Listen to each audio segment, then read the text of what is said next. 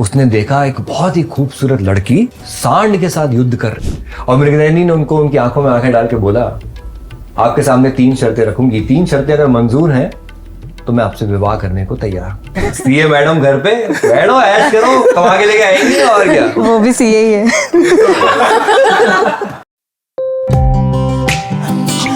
Couple of things. Couple of things.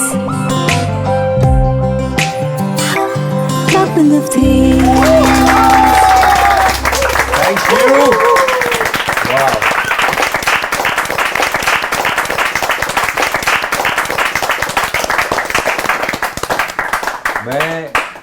मैं गाना सुन रहा था आते वक्त। गाने में कुछ ऐसी लाइनें आई कि मुझे लगा तो लड़कियों के लिए बिल्कुल फिट बैठती हैं, तो मुझे लगा कि वहीं से शुरू करते हैं। साहिर ने लिखा है कि नाजो अंदाज से लड़कियां जो कहती हैं हमारे हम लड़कों के लिए, देखने में तुम लोग लड़कियों का जो रवैया रहता है हमारी तरफ क्या रहता है, शादीशुदा लोग ज्यादा समझेंगे इस बात को। नाजो अंदाज से कहती हैं कि जीना होगा और जहर भी देती हैं तो कहती हैं कि पीना होगा। जब मैं पीता हूं तो कहते हैं कि मरता भी नहीं, और जब मैं मरता हूं तो कहते हैं कि जीना होगा। नहीं, लड़कियों के लिए नहीं, ये इश्क इश्क है, इश्क ऐसे ही होता है। आप तो लड़कियां बुरा ना माने मेरी बात का, ऐसे ये सब लाइट हार्टेड कॉन्वर्सेशन है, हम बुरा तो नहीं मानिए। नहीं नहीं। आपका नाम क्या है? रुचिका। क्या करती हैं आप? सीए हो, जॉब करते हो। इतनी एजुकेटेड ऑडियंस हमारी प्यार मोहब्बत में सीए। हाँ, क्योंकि अभी अभी रिश्ता फिक्स हुआ है मेरा। ओ भाई मुबारक। You want to tell his name? यश जैन। भाई यश जी मुबारक हो। सीए मैडम घर पे बैठो, ऐश करो, कमा के लेके आएंगे और क्या। वो भी सीए ही है। ये बड़े खतरनाक होते हैं कॉम्बिनेशन। सीए शादी कर गए, ओए डॉक्टर कर गए शादी घर में, टैक्स बचेगा, नोटों की गड्डियों का ढेर। ओके, बारात देखी आपने कभी? लड़कों की बारात में क्या होता है आपने देखा? जो आगे लड़के नाच रहे होते हैं वो क्यों खुश होते हैं? इसलिए नहीं कि इसकी शादी हो रही है, उनकी खुद की शादी हो रखी है। उनको खुशी इस बात की, साला ये भी मरेगा, हम क्यों अकेले मरे? हस्बैंड वही है सर, बैंड बजता है और हस्बैंड। तुम्हारी शादी नहीं हुई है, कैरेक्टर तुमने सूर्य पूरे पड़े हुए हैं। मैंने अपने दोस्तों से सब एक्सपीरियंस ले रखा है। हाँ, एक्सपीरियंस करना आगे। हाँ, और फिर भी करोगे शादी जब आएगी करने को। ये क्या है ना चीज, यही प्रॉब्लम है कि अगर प्रॉब्लम है कि तो मत शादी करो। क्यों करनी है? हाँ, और आप घबराइए मत, इतनी भी खराब चीज नहीं है। नहीं, अभी तो हमारा शुरू है। अभी तो शुरू, हाँ, अभी तो सब अच्छे हैं, पूछेंगे 2-3 साल बाद। आपसे नहीं, यश से।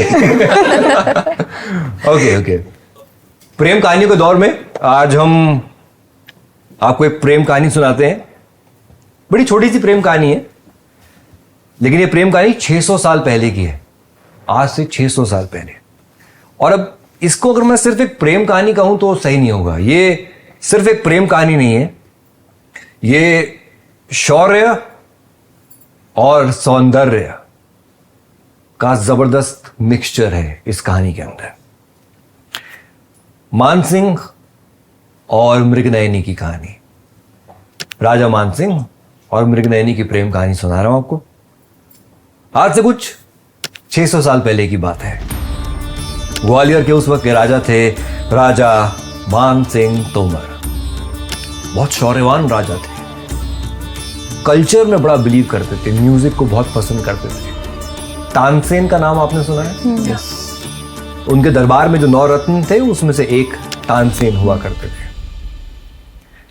अच्छा, उस जमाने में राजाओं के, अब आजकल तो टाइम पास इंस्टाग्राम, मानसिंह के पास तो इंस्टा था नहीं, तो वो लोग उस वक्त टाइम पास के लिए शिकार किया करते थे। एक बार राजा अपनी सेना के साथ शिकार पे निकले और शिकार करते करते जब एक गांव से गुजर रहे थे तो ऐसा मंजर देखा कि उनकी आंखें खुली की खुली रह गई।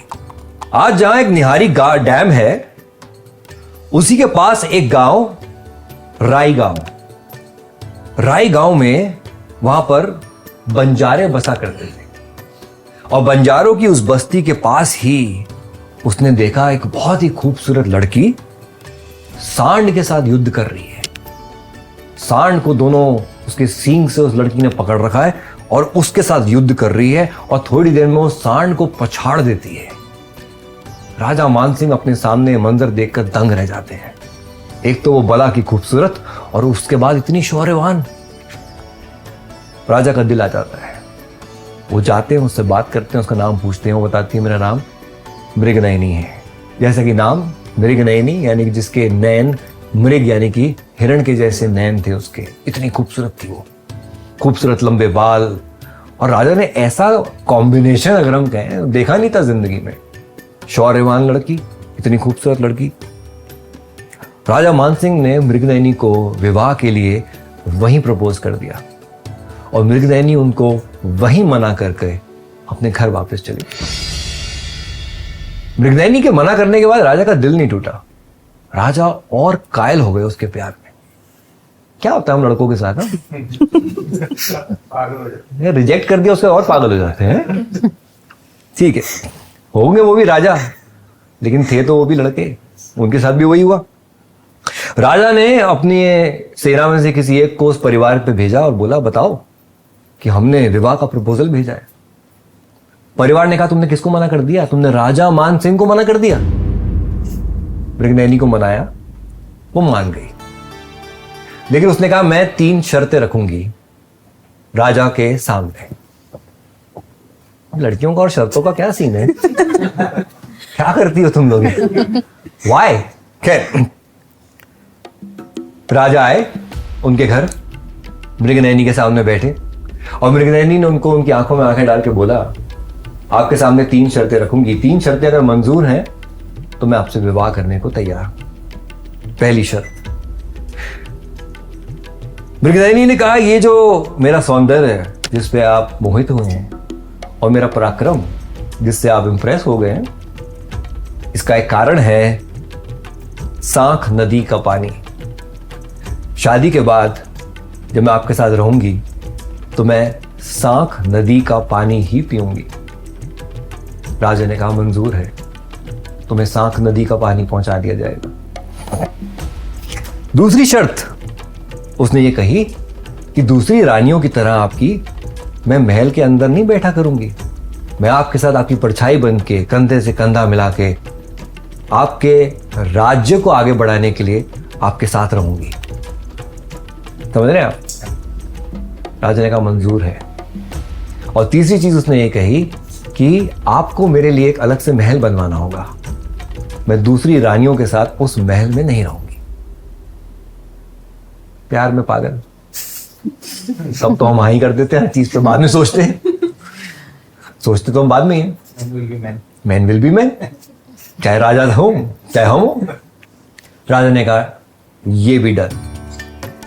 इसके बाद राजा मानसिंह तोमर ने अपने वादे के मुताबिक एक महल बनाया और क्योंकि वो एक गुजर ट्राइब को बिलोंग करती थी तो उस महल का नाम पड़ा गुजरी महल, जो आज भी मौजूद है। राजा ने सांख नदी के पानी को महल तक पहुंचाया और उस जमाने में उन्होंने अंडरग्राउंड एक टनल बनवाई जो सांख नदी से महल तक 16 मील की टनल बनवाई, जो आज भी मौजूद है, जो पानी लेकर मृगनयनी तक पहुंचती थी। और मृगनयनी उस जमाने की वो पहली महारानी बनी जो राजा के बिल्कुल साथ बैठकर राज्य करती थी। ये है मृगनयनी और राजा मानसिंह की कहानी।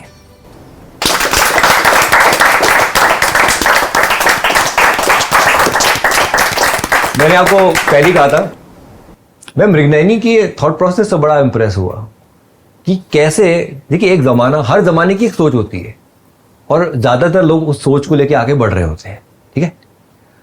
अब कोई एक इंसान होता है जिसकी सोच अलग होती है।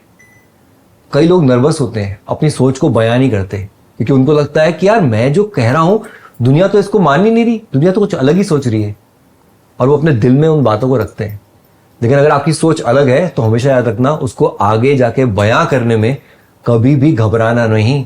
ये मत सोचना कि दुनिया क्या सोचेगी, क्योंकि जितने भी लोग बड़े बने हैं, जितने भी लोग बड़े बने हैं, उनके दिमाग में जब कोई आइडिया या कोई थॉट आया है, तो पूरी दुनिया ने उन्हें पागल ही कहा है, बेवकूफ़ ही कहा है। लेकिन टाइम के साथ ये मालूम चल जाता है कि नहीं, इस इंसान के थॉट के लिए एक रिस्पेक्ट है, एक इज्जत है। आपके दिमाग में कोई बात आती है जो आपको लगता है, आज खुल के कहो, कि आपको लगता है यार मेरे दिमाग में तो ये बात आती है, लेकिन ये दूसरे क्या सोचेंगे इस बारे में? आपके दिमाग में कोई आती है?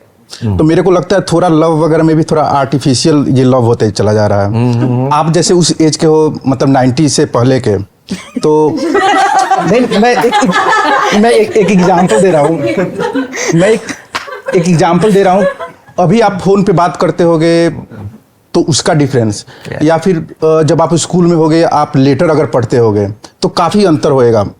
आपको ऐसा फील होता है कि नहीं कि हाँ, उस समय का रोमांच कुछ अलग था? देखिए, क्योंकि आपने मुझे घेर लिया है तो मैं आपको ये बताना चाहूंगा, मेरा इस पर थोड़ा सा अलग व्यू है। हर टाइम में एक चीज़ होती है और वो चीज़ उस वक्त में आपको खूबसूरत बनानी चाहिए। मैं क्या बोल रहा हूँ, अब आपने कहा मैं 90s में मैं स्कूल में था और मेरा तब एक लव अफेयर हुआ एक लड़की के साथ। हमारे घर पे टेलीफोन नहीं था और घरों में था, तो मैं उससे बात करने के लिए पीसीओ में जाके कॉल करता था। बड़ा रोमांच था उसके अंदर। आज भी मैं याद करता हूँ कि यार वो पीसीओ पे जाना और जाकर हमने ऐसे टेलीफोन, वो जो होता है इसमें सिक्का डालते हैं, हमने ऐसे टेलीफोन ढूंढ लिए थे जिसमें सिक्का डालती है, मुक्का मारो सिक्का नीचे आ जाता था। तो अब एक सिक्के पे डाल डाल के एक एक घंटा बात कर लिया करते थे। वो एक रोमांच था। लेकिन अगर मैं कहूँ कि मुझे आज भी वो जीना है तो वो मुश्किल हो जाएगा। लेकिन व्हाट्सएप में भी एक बड़ी खूबसूरत चीज़ है, मुझे लगता है। इमोजी। इमोजी जा रहे हैं यश को, समझ रहे हो, यश भेज रहा है तगड़े तगड़े इमोजी। हाँ, तो हर चीज़ की अपनी खूबसूरती है। और मुझे लगता है कि ये बोल के कि आज जो है वो खराब है और पहले जो है अच्छा था, पहले भी अच्छा था, आज भी अच्छा है, हमें डिसाइड करना है कि हमको खूबसूरती कहाँ तलाशनी है, ऐसा मुझे लगता है। एक नहीं, इसमें जैसे इन्होंने बोला तो मेरा कहना ये है कि भले कोई भी टाइम पीरियड हो, 50s हो, 30s हो या इवन 500 इयर्स, लव का बेसिक इमोशन सेम रहेगा। भले आपकी चीजें अलग अलग हो जाए, आप लेटर लिख लो या फिर व्हाट्सएप कर लो या इंस्टा पे ले लो, premise of love remains the same. Premise of love remains the same। बहुत अच्छी बात कही है इन्होंने यार। लेकिन जैसे एक जनरल ह्यूमन बिहेवियर होता है, ठीक है, अगर आपको कुछ भी इजीली अगर अवेलेबल रहे ना तो वो थोड़ा रोमांच कम ही हो जाता है। जैसे फॉर एग्जांपल, अगर आप धूप में अगर काफी थके हुए हो, ठीक है, उस टाइम में अगर आप एसी में जाओ तो उसका जो ठंडक अलग, वो बैठे हुए यहाँ पे तो उसकी वैल्यू खत्म हो जाती है। यस, मेरा कहना बस ये था। हाँ, नहीं बिल्कुल ठीक कह रहे हो आप। आपकी शादी तो नहीं हुई ना अभी? तो रवि की जो होने वाली जो भी होंगी, अगर वो इस वक्त देख रही हैं, इनके लिए इतना कठिन बनाना कि 1.5 साल तो ये आपका नंबर ही चेज करते रहे। इनके लिए इतना कठिन बनाना कि जब वो आपको पाए तो फिर वो उसके बाद फिर ये अलग ही जिंदगी में खो जाए। मैं तो चाहता हूँ अरे यार ये आशिक आदमी है, इसमें लड़ना तालियां है, चाहता ही है।